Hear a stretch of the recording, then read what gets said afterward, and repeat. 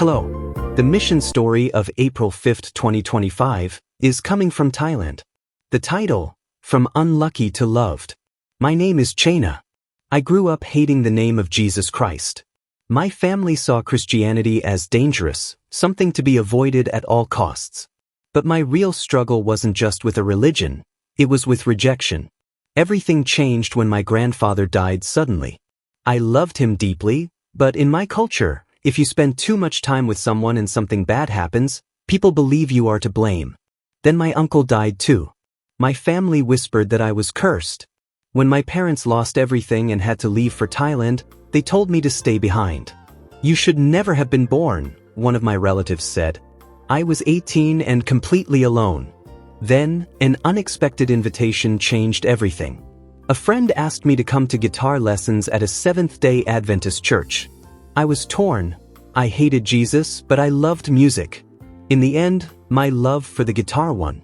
I stepped into a place I never thought I would enter. That church became my refuge.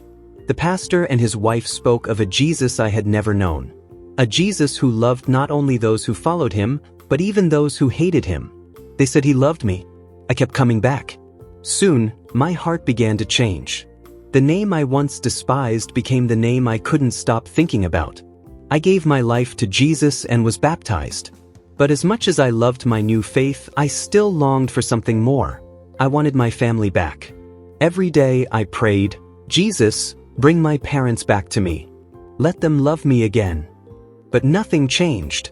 Jesus seemed silent. In my family's traditional religion, faith was all about works. So, I thought if I worked hard enough, God would have to answer me.